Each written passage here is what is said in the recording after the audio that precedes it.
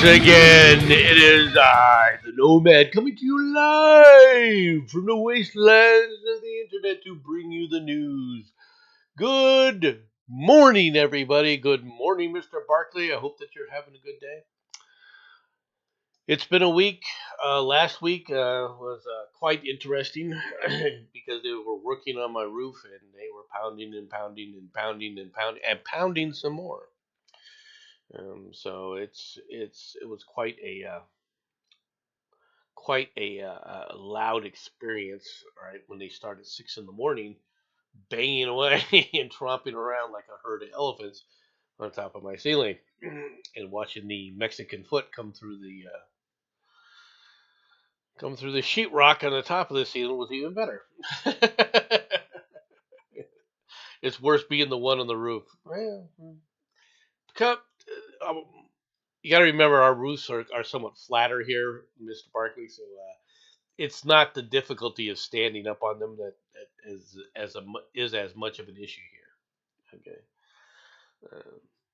but it is what it is, and it needed to get done, and well, it's done as probably about as good as it's going to get, and we'll go from there. we'll just have to make do from what we have. But we have news. We have news. All right, and let's go ahead and get started, shall we? Volodymyr Zelensky says air defense is Ukraine's top priority. Ukrainian President Volodymyr Zelensky said Friday that strengthening air defense capabilities is currently Ukraine's top priority, not fending off Russian incursions. Following his visit to the city of Kiev Ria in central Ukraine, Zelensky emphasized the need for providing additional air defense systems and missiles to Kiev to protect Ukrainian people and cities. He called for a political decision from international partners to supply Ukraine with the necessary systems. Earlier this week, Zelensky said that Ukraine is prepared to raise between 30 billion and 50 billion US dollars for a future military package, including air defense systems, local media reported. Okay. Am I impressed? No. Should anybody be impressed? No. Is any of this worthwhile in my opinion? No. The man isn't doing what's necessary. Granted, it's just my opinion, but the man isn't doing what's necessary to win the war in the Ukraine. He's not.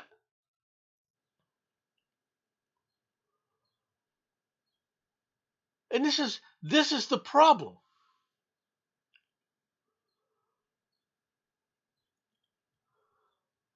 How are you going to win the war in the Ukraine?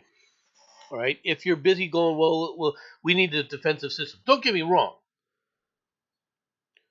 Getting the air defense systems isn't important, but it's not the priority.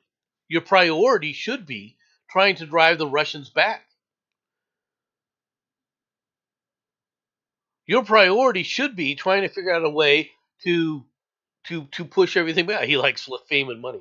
I agree. I don't even think he wants to win, to be honest. No, you're right.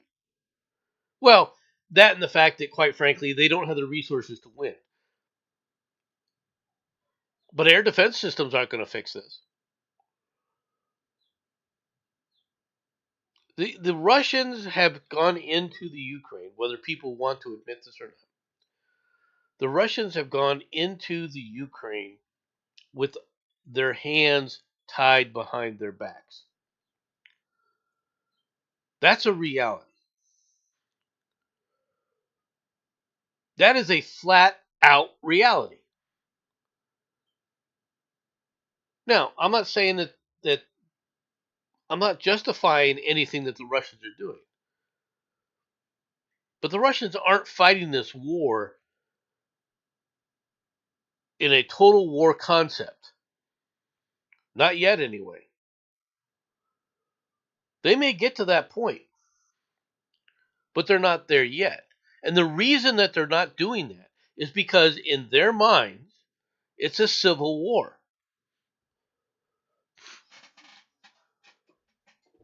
But don't mistake Russian restraint for anything. And what's more is don't believe all this crap about how united the Ukrainian people are behind Volodymyr Zelensky. They're not.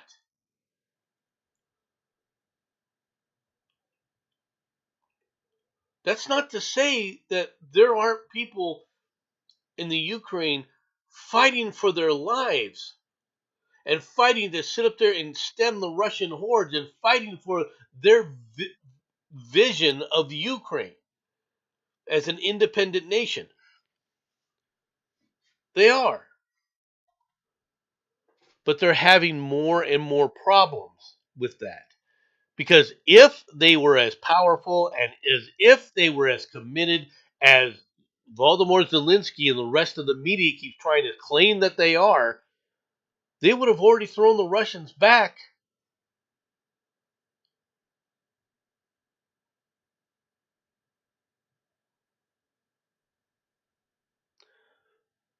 There would be a lot more terrorist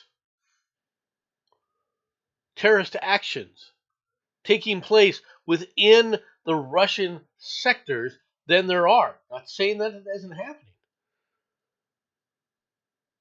because it does.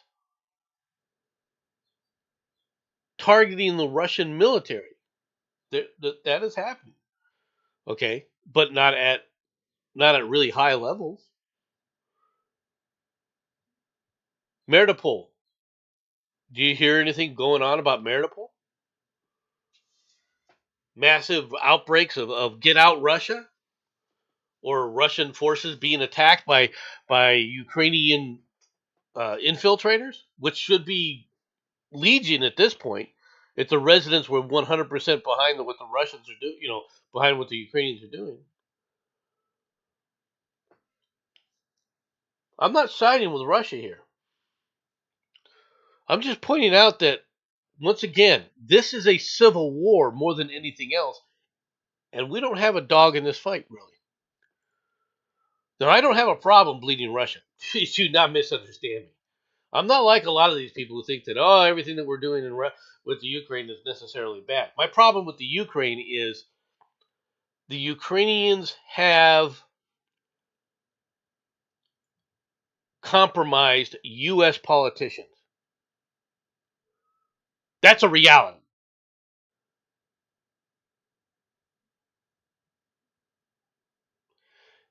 And they're not helping us get rid of the corrupt officials in America, because they want those corrupt officials, because they're a corrupt country themselves.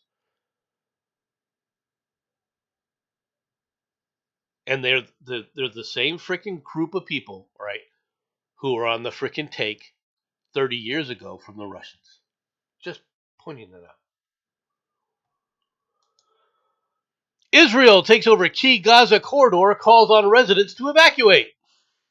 I would just call on the residents to flee, to be honest. Israel on Saturday announced a full takeover of a key corridor in southern Gaza, pushing deeper into Palestinian territory as Hamas leaders headed to Cairo for talks they hope will lead to a ceasefire and a withdrawal of Israeli forces. Israel announced on Saturday its military had completed the takeover of a new corridor in southern Gaza, advancing its efforts to seize large parts of the war-battered Palestinian territory. The announcement from the defense minister Kratz came as Hamas expected real progress towards a ceasefire deal to end the war in Gaza, with senior leaders from the Palestinian movement scheduled to hold talks with Egyptian mediators in Cairo on Saturday. The IDF has now completed its takeover of the Morag Axis, which crosses Gaza between Rafah and Khan Yunis, turning the entire area between the Philadelphia route along the border with Egypt and Morag into part of the Israeli security zone. On the same day, the Israeli military issued fresh evacuation orders for the residents of Khan Yunis and nearby areas ahead of a planned strike after projectiles were fired from there earlier in the day. IDF troops are operating with significant force in the area and will strike with intensity on any location from which rockets are launched. I look, you want to fix this? You just tell the Palestinians, here's the deal. The next time you launch territories from these areas, and I would make sure there's leaflets that all the freaking Palestinians understand. All of them understand this. The next time there's an area here that's launched, we're not going to question it. We're just going to carpet bomb the entire area because it's the only way to kill the Hamas. Those are not innocent civilians.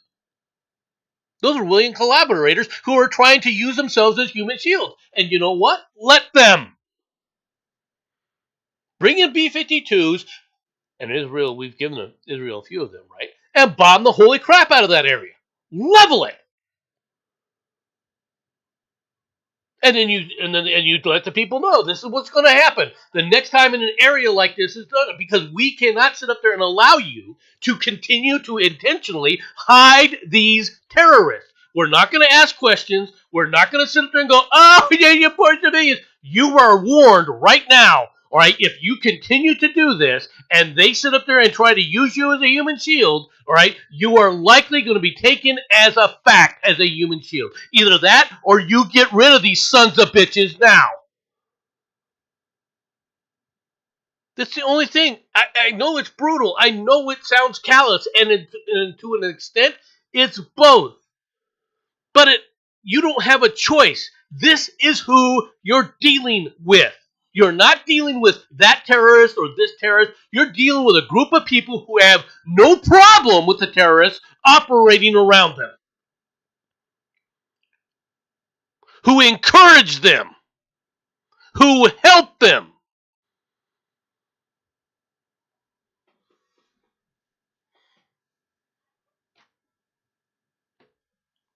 That's the reality of this group of people. And sooner or later, you're going to have to come to that understanding.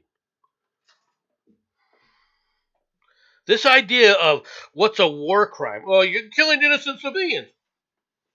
Tell me what's an innocent civilian.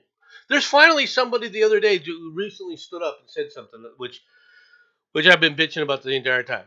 You're telling me that this was an innocent civilian. How do you know? Did they have a big print on the thing that said innocent civilian on them? How do you know that 18-year-old, that 17-year-old, that 16-year-old, that 15-year-old that just died, how do you know that they weren't a part of the Hamas group? Because they dress the same way, they have the same ages, they're all the same group. How do you know? Well, it was a woman, yeah, so they've used women like that before. How do you know?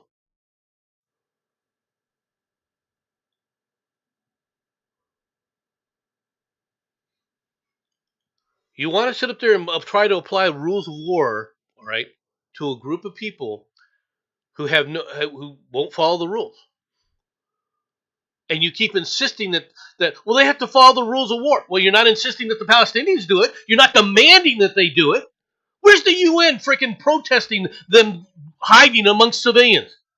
Where are they? Where are they? Sit up there protesting. How dare? All right, and removing Palestinian aid because they sit up there and have put headquarters in hospitals. Where is it? Where's the bitching about that?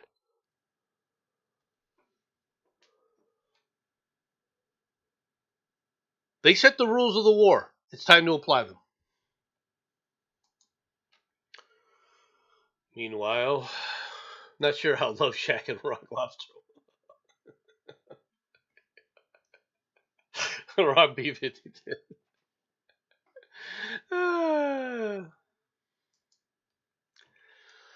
Meanwhile, U.S. investors dump U.S. government bonds as faith in America falters.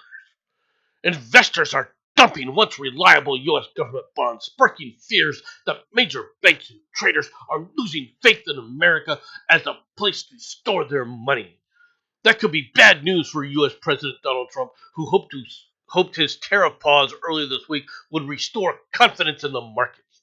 The upheaval in stocks has been grabbing all the headlines, but there's even a bigger problem looming, all right, in another corner of the financial markets that rarely gets headlines. Investors are dumping U.S. government bonds. Well, gee, now I wonder who the investors are.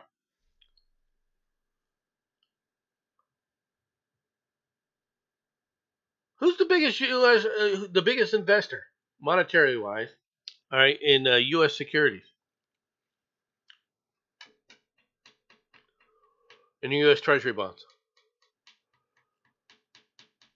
Who has over $2 trillion in U.S. Treasury bonds? Oh, that's right. It's China. That's right. It's China and Japan somewhat, and then the Europeans as another group. The very people we're tariffing. The very people that we've slapped tariffs on are trying to stay above water while the tariffs are basically destroying their countries economically, especially China.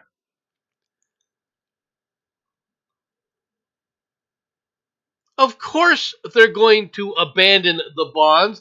They're selling the bonds to offset the tariffs within their own countries. But there's only so much they can do. There's only so much they can do before it becomes due.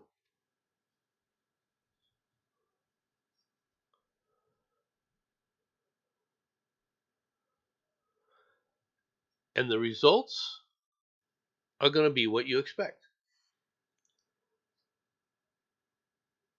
China is on the ropes with this economically, which is why they said, okay, we're not going to increase our tariffs anymore, regardless of what the U.S. does. Right? Xi Jinping.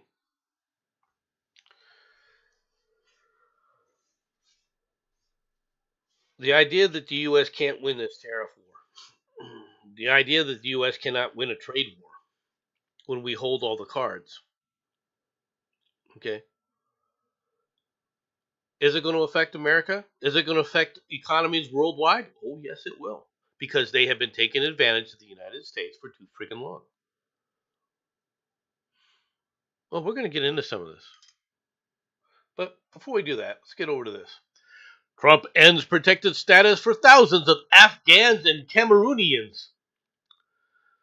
The Trump administration has terminated the temporary deportation protections for thousands of Afghanistanis and Cameroonians in the U.S., a U.S. Department of Homeland Security spokesman said on Friday, building on Trump's far-reaching immigration crackdown. An estimated 14,600 Afghans eligible for temporary protected status will now lose it in May. Some 7,000 Cameroonians, all right, had access to the status, will lose it in June under the termination. The U.S. President Donald Trump, a Republican, like as if that matters, all right, took office in January, pledging to deport a record number of migrants in the U.S. illegally. At the same time, he has swiftly moved to strip migrants, they're not migrants, of temporary legal protections, expanding the pool of possible deportees. All right. Trump has criticized high levels of illegal immigration under former Democrat President Joseph Biden and said Biden's programs offering legal status overstepped the bounds of the law, which it did. The TPS program is available to people whose home countries experience a natural disaster, armed conflict, or other extraordinary event. The status of lasts from 16 to 18 months and can be renewed by Homeland Security Secretary and offers deportation protections and access to work permits. Homeland Security Secretary Kristi Noem found that the conditions in the Afghanistan and Cameroon no longer merit such protected status.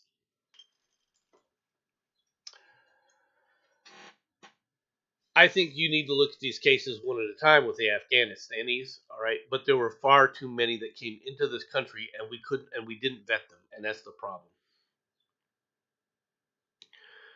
The United States evacuated more than 82,000 Afghans from Afghanistan, but for some reason couldn't evacuate the last 1,000 Americans.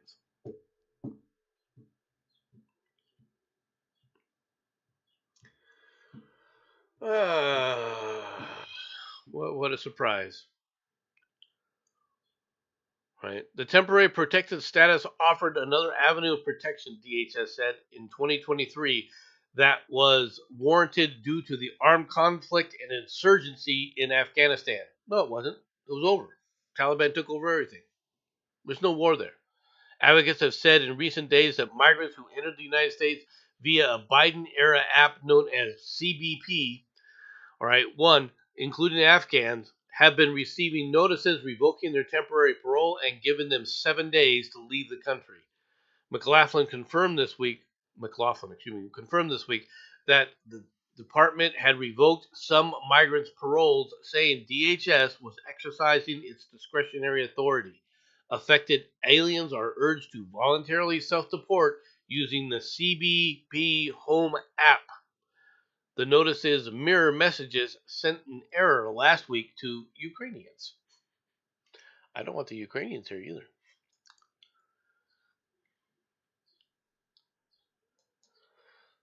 Social Security lists thousands of living immigrants as dead. They're not immigrants, they're illegal aliens, to prompt them to leave, AP sources say. The Trump administration has moved to classify more than 6,000 living aliens, all right, as dead, canceling their social security numbers and effectively wiping out their ability to work or receive.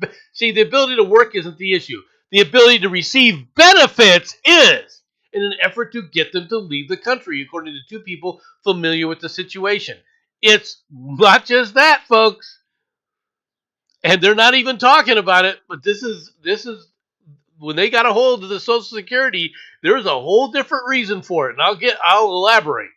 The move will make it much harder for those affected to use banks or other basic services where Social Security numbers are required. It's part of a broader effort by President Donald Trump to crack down on immigrants who were allowed to enter the and remain temporarily in the United States under programs instituted by Joseph Biden.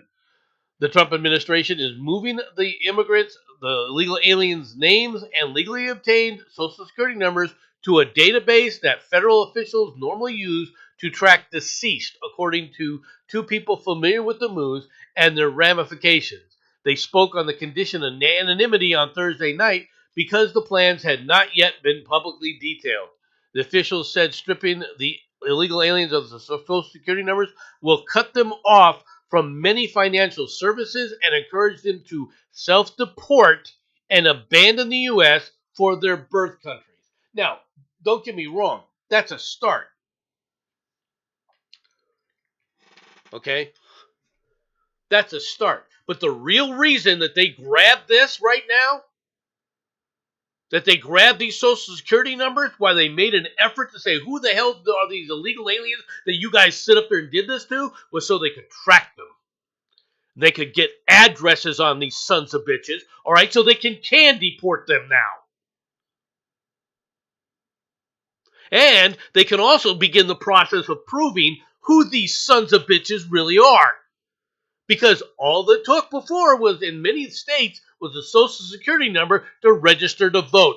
And they've been doing it by the thousands. Contrary to jackasses like James Carville. Oh, there's no evidence. We've looked at who looked at it? Who specifically looked at it? You? How do you know what's there? Because every time we try to look at this, you guys sit up there and jump up and try and stop it. When all somebody wanted to do was say, you know what, we need to take a look at the database of the drivers and the voter rolls and compare those two to see which of the illegal aliens that had driver's license under the motor voter rules, right, actually registered and voted. And yet, we weren't allowed to do that. And that was stymied by asshats like James Carville.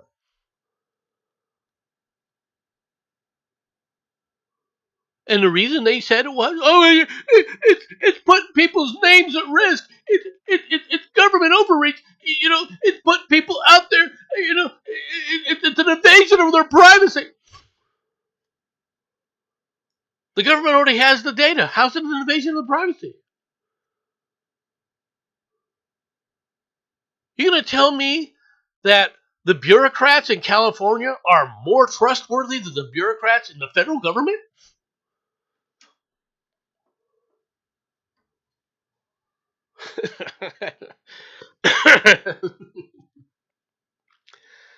That's the real reason they're bitching about this. That is the real reason they've come up and are going nuts about it.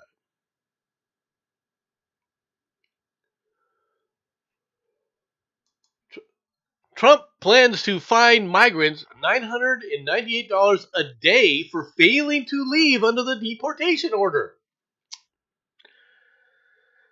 Trump administration plans to fine migrants under deportation orders up to $998 a day if they fail to leave the United States and seize their property if they do not pay, according to documents by Reuters.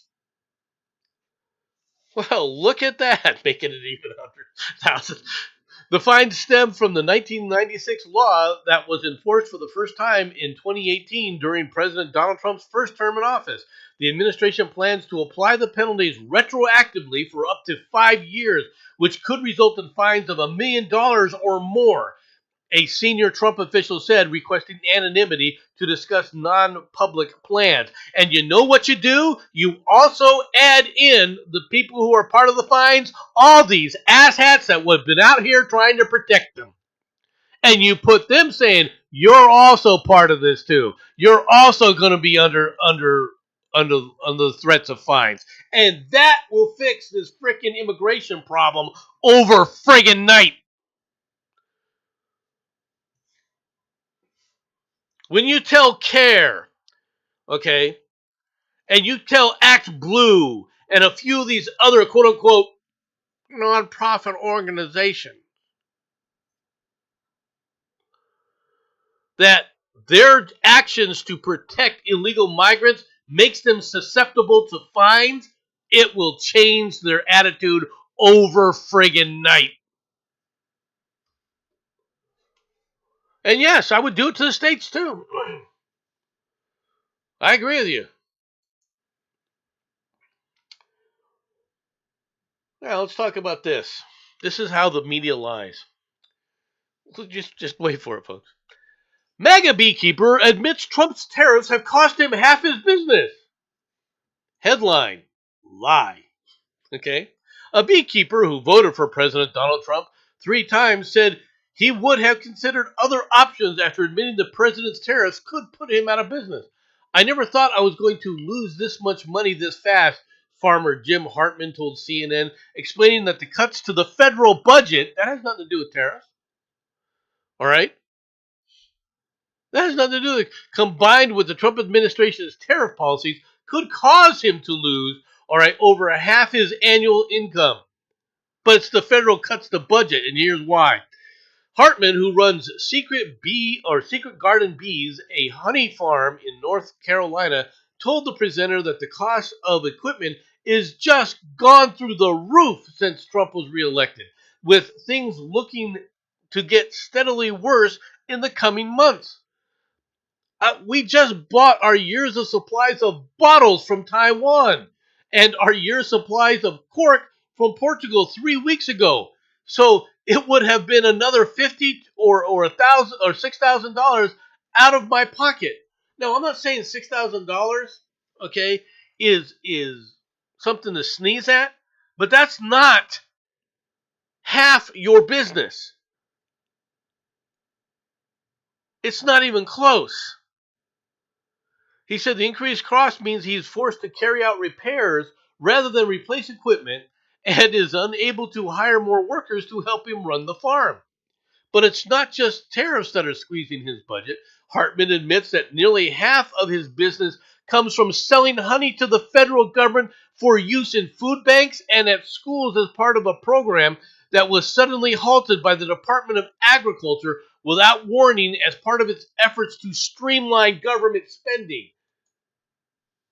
So you lied. What's causing him to lose business isn't the tariffs. It's the fact that they have hammered him because he was selling all of his food and produce to the U.S. government, who is subsidizing, and that's what this kind of thing is. It's a subsidy to him. For a lot of other local farmers around here, it was a major source of reliable revenue. For me, it's going to cost me around $150,000 a year. Gee, $6,000 out of pocket versus $150,000 out of pocket. But your headline was what? Daily Beast, MAGA beekeeper admits Trump tariffs have cost him half his business. You're a bunch of liars.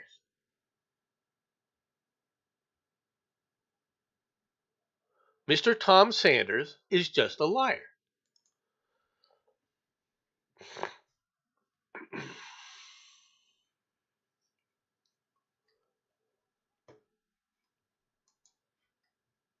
Meanwhile, more about the the wonderful tariff war. Chinese plan to ban Hollywood movies as they vow to fight to the end in the trade war. A huge blow could cost firms like such as Jurassic World, Rebirth, and new Mission Impossible sequels $500 million. Oh no, don't hurt Hollywood. You're exactly right, Mr. Barkley. That's exactly how I felt. Oh no. China plans to ban Hollywood movies after saying it will never accept the blackmail nature of the United States following President Donald Trump's escalated tariff threats against Beijing. It will put more tariffs on U.S. agricultural products like soybeans, block all U.S. poultry, from entering China, and ban the import of U.S. movies into the country. A Chinese journalist linked with the Communist Party told the BBC. U.S. films grossed $585 million in China last year, which is about 3.5% of China's $17.71 billion box office and among the largest share of foreign films. So our imports into China make up 3.5% of the imported films into China, and that's the largest share of foreign films. Oh no. A ban on American movies could make upcoming releases like Jurassic World Rebirth, The Accountant 2, and Mission Impossible sequel lose out on hundreds of millions of dollars in the Chinese market.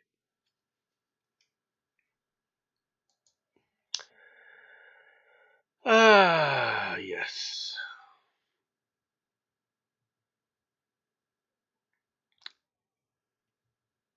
I have absolutely no care nor concern.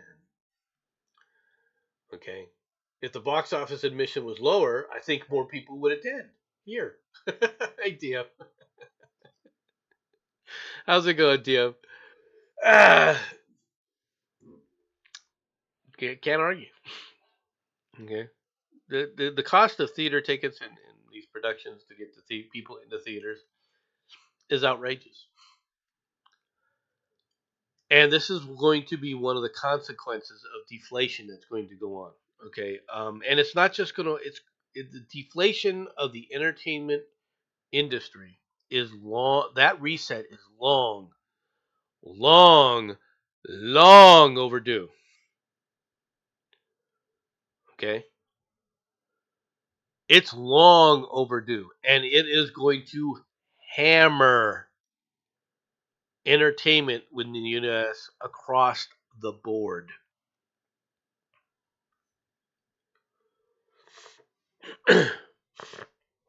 That's a reality. Alrighty, more degenerate news. Cops bust drunk man wearing a pink thong, fake breasts, and a pink wig. Oh, sir, this is an Applebee's. A drunk man wearing a pink wig, fake breasts, and a pink thong were arrested Friday evening for causing a disturbance outside the chain restaurant where concerned diners had been eating good in their neighborhood. Disrupted. Cops say Daniel Carrillo, 49, was so intoxicated he was unable to provide even for his own safety and well being as he was stumbling around an Applebee's parking lot in where? Clearwater, Florida. An extremely disoriented Soriano, all right, tried to enter a vehicle that did not belong to him. When questioned by deputies, Serrano was unable to answer basic questions such as where he was and where he came from and what state he was in. The arrest report does not offer further details about Sorello's clothing. Sorello, seen above, was arrested for disorderly intoxication and booked to the county jail, where he changed into an orange outfit. Following the night in jail, he was released from custody Saturday after pleading to the misdemeanor charge and ordered to pay a total of $570 in fines and court costs. Jail records list Sorello's home address as an apartment complex near the Applebee's. He previously resided in North Carolina, where his 22-year marriage ended in divorce in 2023.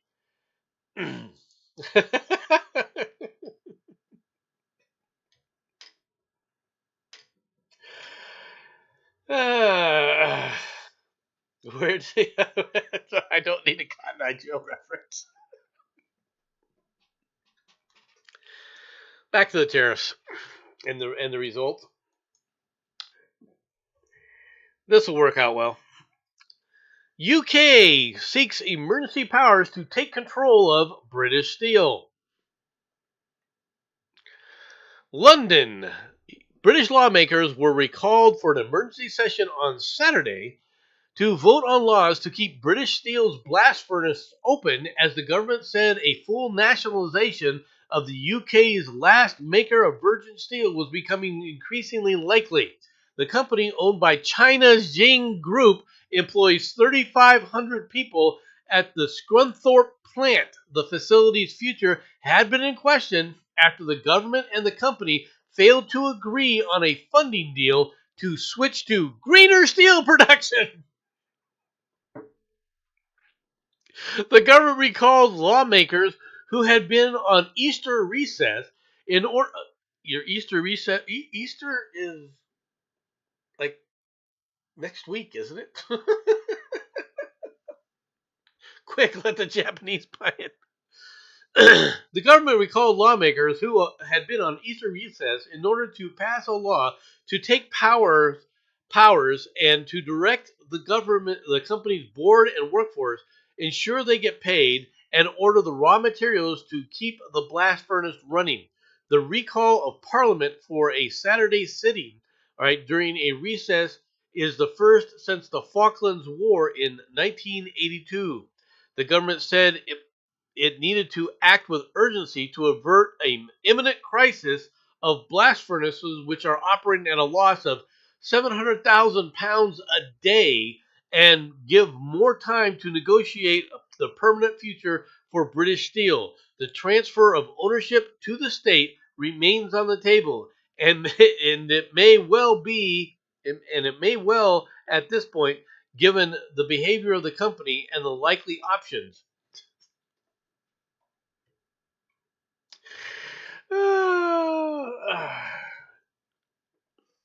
Gee, I wonder why Britain is moving to nationalize British steel that was owned by China. I'm sure the state will run it well. Oh, they were arguing about the green energy. Well, we'll make sure to implement it. Steel production. It's going to be green. How do you plan to do that? How do you plan to do it?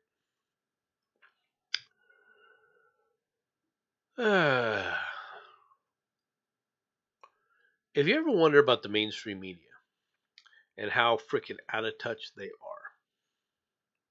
okay, I found this article. Once America's enemy, this powerhouse, notice the title, has nearly 80,000 military vehicles at the ready. And if you go on down here, all right, around the world, rising military powers are rapidly modernizing their vehicle fleets. They are investing in new armored vehicles, tanks, and support systems that further improve their operational readiness and combat effectiveness. Iran's Islamic Revolutionary Guard, for example, recently integrated the Qatam 270 and 450 vehicles into their fleets. These military vehicles will assist with more tactical communications between ground forces in combat scenario. Poland is also improving its capabilities after assigning a $1.7 billion deal to acquire 111 Borsk, or Badger, tracked infantry fighting vehicles, which have amphibious technology. Regardless of the country, military vehicles play a pivotal role in maintaining tactical superiority in ground operations as well as fulfilling the strategic objectives and projecting power. Here, 24/7 Wall Street is exploring some of the rising military powers and their fleets of armored vehicles, which of the richest and most powerful countries has the most rockets. To identify emerging global powers with the most military vehicles, the 24/7 Wall Street reviewed the 2025 military strength ranking from Global Firepower, an annually updated defense related statistics website with information on 145 countries. All right, were ranked on the total number of vehicles in their arsenal. All right, and so let's get to the Serbia. So now I want you to read this. Serbia has 262 tanks and 240 pieces of artillery. They have 98 multiple launch rocket systems, and they're ranked 24th. And where am I going? Oh, of course, I'm going to number one. Okay. Do do do do do do do do. Well, let's go back to Japan for a second. Japan has 521, okay, and 629 pieces of artillery, 54 MLRSs, right, and it's ranked sixth, all right, with 1,443 military aircraft, including 38 attack craft, 217 fighter jets, and 596 helicopters. Meanwhile, number one, Germany,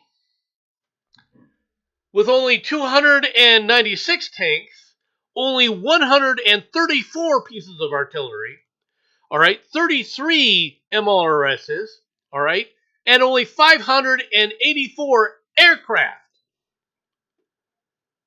But they have 80,000 military vehicles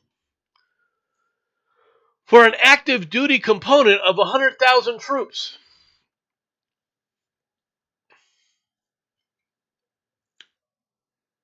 And they're a powerhouse? They're a powerhouse.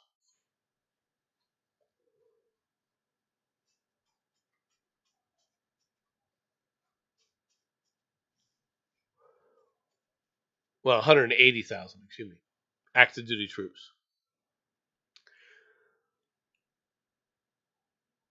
For every two troops, they have a military vehicle, basically.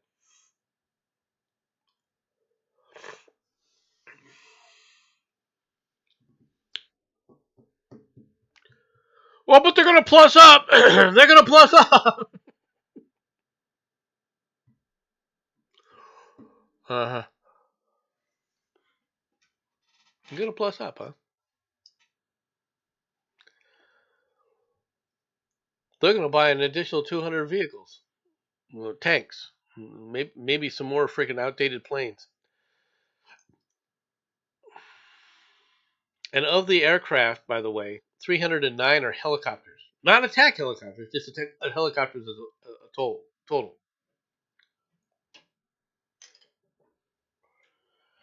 Yeah, they're a powerhouse, boy. Boy, howdy, they're ranked number one. All right, for it doesn't this ranking, by the way, doesn't include the United States, China, or Russia, by the way. Right? They said that in the article, so I want to be honest about that. But it's just ridiculous. You're gonna tell me Germany can take on Japan? Japan would kick its ass. Japan would literally kick its ass.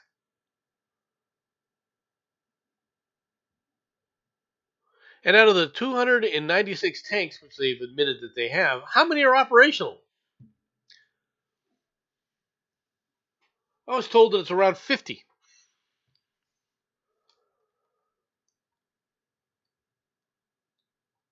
And if they've got 80,000 other total military vehicles, it sounds to me as if they could give, I don't know, 20,000 of them or so over to the Ukrainians without any loss of military support.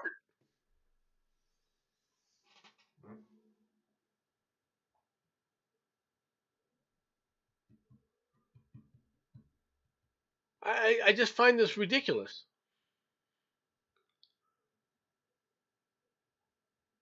You're claiming that these people would be able to take on Japan. There's no way they could take on Japan. Hell, they'd be lucky if they were able to take on Portugal right now.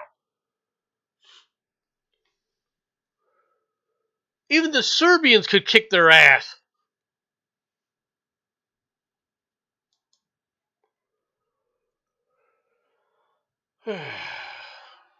Back to degeneracy. Man, 45, committed battery after being denied a free refill at a kid's lemonade stand. Can you guess where this was from?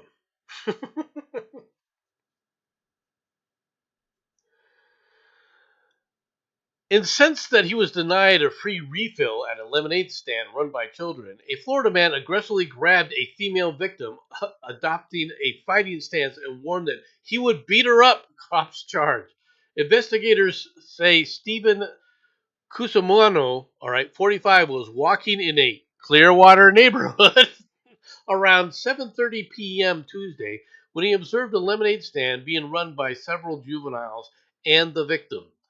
Casano purchased one glass of lemonade and then became angry when he was not allowed to refill his cup, according to the criminal complaint. Seen at the right, Casano then allegedly grabbed the victim by the wrist aggressively while standing in a victim stance, telling the victim that he would beat her up. Casano left the residential neighborhood on foot, but was quickly apprehended by an officer. During questioning, he reportedly admitted to the entire sequence of events, but claimed that he grabbed the victim due to her talking shit to me. All right. The complaint does not list the age of the victim. Casano, who cops describe as a transient, was charged with felony battery and enhanced count due to his extensive rap sheet, which includes multiple prior convictions for battery, as well as convictions for trespassing, narcotics possession, surprise, surprise, disorderly intoxication, surprise, surprise, assault with a deadly weapon, and theft and disorderly conduct. He was locked up in jail in lieu of $50,000 bond. Or $5,000 bond, excuse me. $5,000 bond. I can smell the meth from here. You could probably smell the meth from here.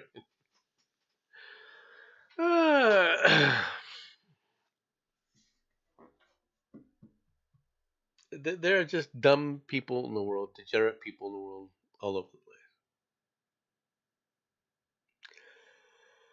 It just, it's just amazing to me.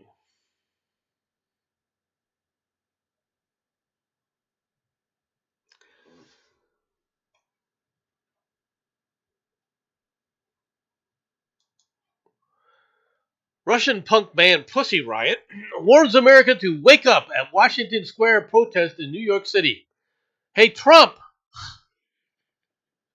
I think we have some people who are voluntarily asking to be deported.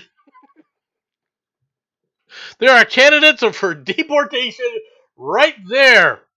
Pussy Riot, a provocative political Russian punk band, came to Washington Square Park Wednesday to deliver a stern warning. Wake up, America! Their faces hidden behind red ski masks, 6 members of the feminist art collective marched down Fifth Avenue into the Greenwich Village Park around 1 p.m. Standing in front of Washington Square Arch, they unfurled 2 large banners bearing messages, "Don't give up" and "Freedom of Speech."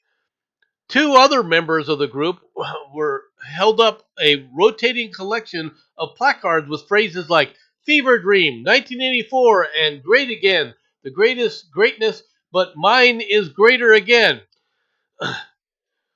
We've been imprisoned in Russia, said a band member, Masha Alyokina. All right, we've been persecuted. We're in federal wanted lists in our country. Good. Give them back. What makes you think we want you? If you're going to sit up there and come to this country and act like a bunch of freaking, I don't know, hooligans, right? Why do we want you?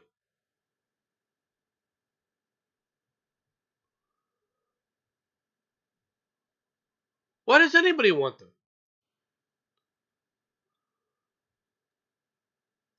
Alokina, right, served 21 months in prison in Russia after the band was accused of hooliganism for performing in a Moscow cathedral in 2012. They weren't performing,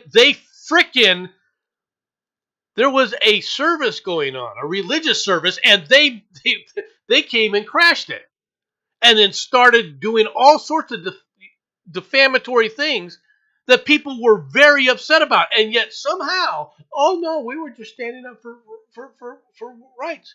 Get rid of these scum.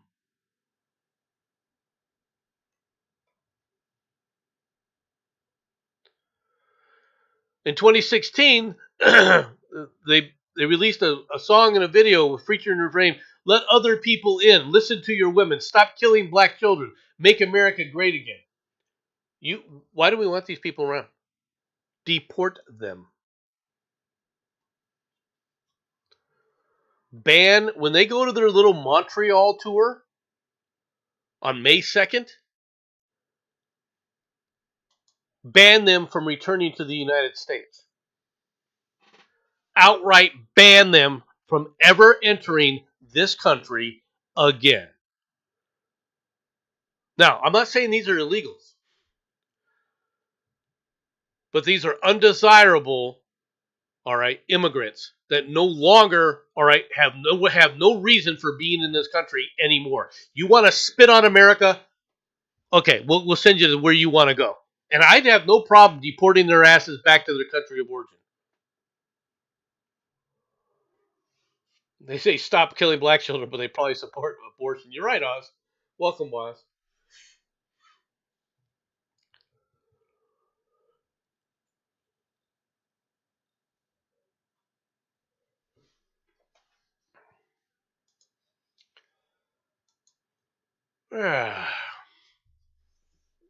Believe it or not, this one's not a Florida story.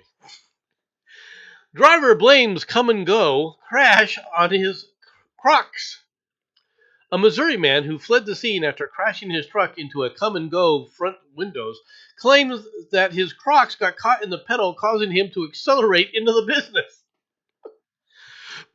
Cops say security footage recorded Dale Hammett, 60, slamming his 2012 Dodge Ram into the convenience store on Thursday evening in late February. Hammett immediately backed up and left the scene without providing any information, according to a police report. The crash resulted in $3,720 of damage to the Springfield Come and Go seen above, which is about half a mile from Hammett's residence. In the immediate aftermath of the crash, Hammett twice returned to the store, driving the same truck, and entered the business when he spoke to an employee and never claimed to be the driver. Hammett even looked at the security video of the original incident with a worker, investigators say. When a cop arrived at the scene, Cammett denied being the driver and his truck being the one involved. However, security video linked Hammett and his vehicle to the crash. When later questioned at his home, he reportedly confessed and stated that he was driving in his Crocs and that they caught on the pedal, causing him to accelerate into the building. He added that he freaked out and fled. That's stupid.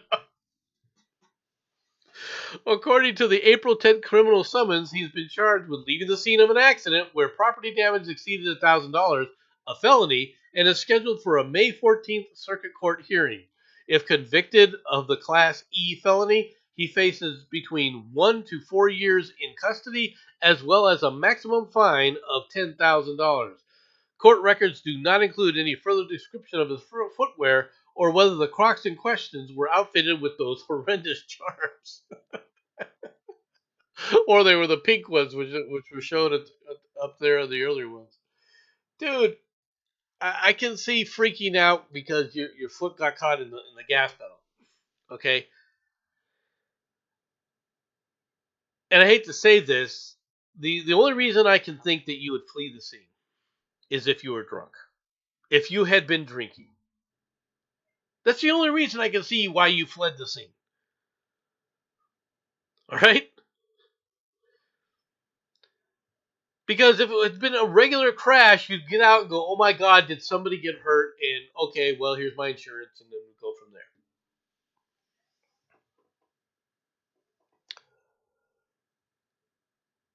there.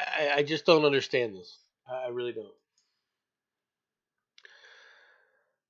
Average person starts to panic when their phone battery life drops below 38%.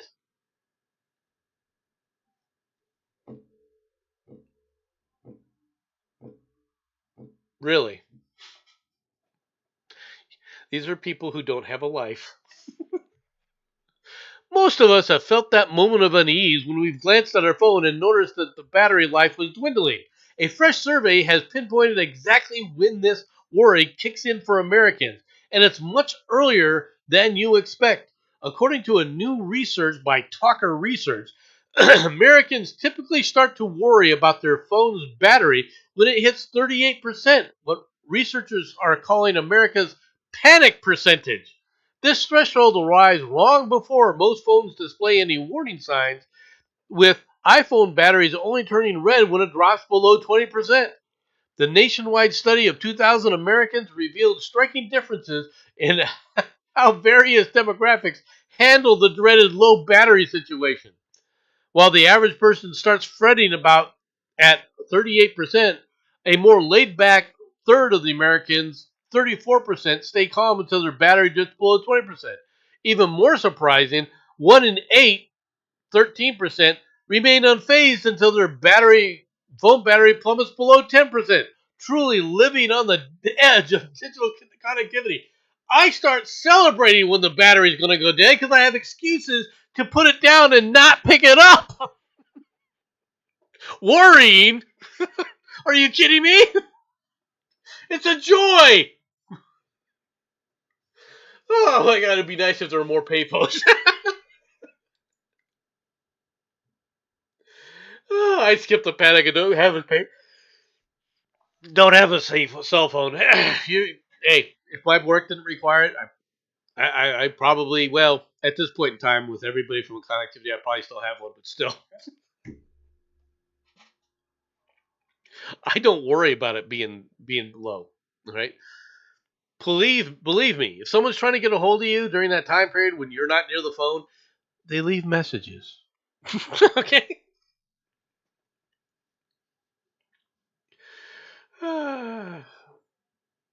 Unbelievable.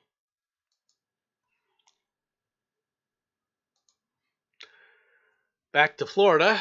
Man runs over man's head while sunbathing in Florida beach.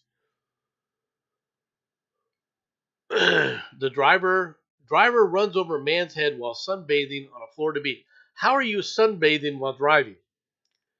I realize I'm being pedantic, but still, come on. You make a better headline. A day at the beach turned into a nightmare for a Florida man. He was sunbathing on Saturday afternoon in Volusia County. Deputies said a 61-year-old driver ran him over with a Jeep. I was just screaming my head off. Dude, you're lucky to be alive. Screaming bloody murder, of course, because I was just in so much pain. Hey, I get you, man. I get you. Deputy said that the driver left the travel lanes, backed into the parking lot, and ran over Janie's head and body. I have a forearm that's broken in two places. And then my femur, which was broken, that just had a titanium rod put in. That they just had a titanium rod put in yesterday. EMTs arrived soon after the 911 call to reset his leg and load him into the ambulance. Doctors immobilized his arm and performed leg surgery on Sunday. Recovery will be long and painful. What I've heard is 3 or 4 months of recovery time, Janie said. So obviously I'll be in a wheelchair, then potentially on crutches or something. Something that to that effect. The driver stayed at the scene and complied with investigators. Deputies cited her with careless driving, but she did not appear to be impaired. All right, Jamie's family is surprised that she is not being charged with reckless driving. the, I, the question I have is, what was she doing? All right, why are you driving on the beach? Unless you were trying to put a boat into a, you know, launch a boat at a boat launch somewhere. What the hell were you driving on the beach for? Probably on her phone. It's a possibility. It's definitely a possibility. Okay, 2 more stories, folks, and then I gotta get going. Giant rodents cuddle with visitors at the Capybara Cafe in Florida. There are stories about Florida, and there's stories about Florida.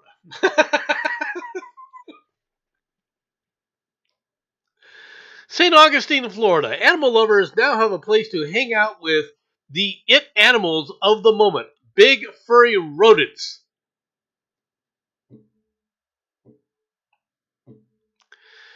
In the back of a real estate office building in what is known as America's oldest city, capybaras are crawling into visitors' laps, munching on corn on the cob, and hunting for scraps from humans at the Capybara Cafe in St. Augustine, Florida. You give them lots of scratches and love, said Stephanie Angel, who opened the Capybara Cafe last year. A lot of times they'll climb in your lap because they are very used to people, and if you're really good at giving scratches, they'll actually fall over. That's always our goal, to get them so comfortable that they fall over. My dog would eat them. Oh my god. Since opening its doors in October, the downtown St. Augustine near Flagler College campus, hundreds of animal lovers has visited the site to give the capybaras head scratches. Reservations are booked several months in advance by patrons like Leah Masiri, right, who recently visited the Northeast Florida location from Orlando with her daughter. Their fur is kind of like straw a bit, said Marcy. After entering a reception area with couches and an open pen of baby chicks, visitors are escorted to a smaller room in groups of about half a dozen of people or so. Blankets are placed around their laps, and 3 capybaras are brought into the room. Other animals are like a skunk, a wallaby, and an armadillo are also introduced in the room. Oh, even though she had come for the capybara, she enjoyed holding the armadillo the most. He was cuddly, like the best. He was just the softest. He was very sweet. Oh my god. The semi-aquatic South American relative of the guinea pig is the latest in a long line of it animals to come to star treatment in the United States. During last year's shopping season, shoppers would find capybara slippers, purses, robes, and bath bombs. What the hell's a capybara bath bomb? Do you throw the damn thing in a tub with you? What the hell? Oxalots, I'm not sure how. Oxalots, I don't know how to say that. Owls, hedgehogs, foxes, and sloths also had recent turns in the spotlight. The web-footed capybaras can grow more than 4 feet long and weigh nearly 100 pounds. Several zoos and wildlife parks across the United States offer encounters with capybaras, but Angel said none of them provide the intimacy with the animals that visitors get at the Capybara Cafe. Okay, first of all, aren't wallabies smaller versions of kangaroo? Yes. um, let's give her kudos. Who is this? The owner of this cafe? Let me get back to the top of this thing and come back and do it again. The owner of this cafe. All right, Stephanie Angel. Kudos to Stephanie Angel. All right, she found a niche. She found a niche for people. You can come in and pet animals. All right, in our cafe, and she has exotic types of animals most people will never see. 100 hamster. That's a big rodent. But you got to admit, she found a niche, and she's making it pay. Give her credit. This is an entrepreneur. Not saying it's my niche, okay? But, if you're going to put something, let them come in there and pet tigers for a while. See how long that lasts. And anyway. I should make suggestions like that because some dumbass will freaking come up with it. Final story, folks. Final story. The sad story. Very sad story. Helicopter crash in South Africa blamed on an unsecured penguin.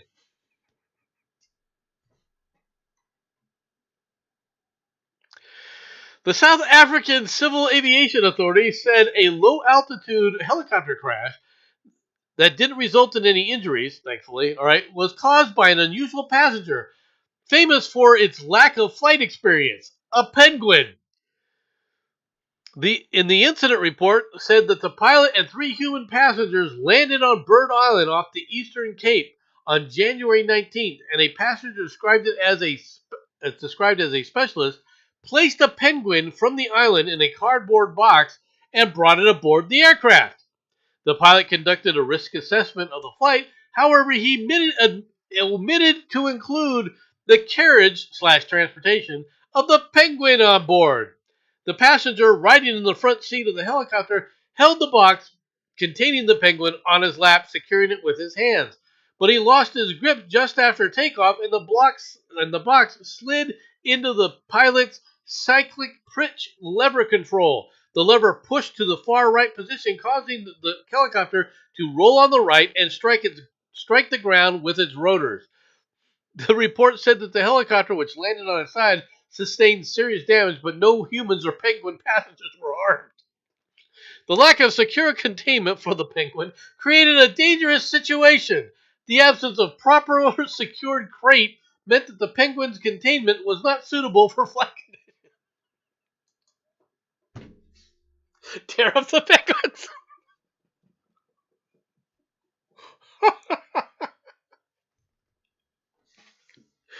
How about if you put it in the box, keep the lid closed, and put it in the back seat? Why would you carry it in the front seat? Oh my god. You wonder what people go through.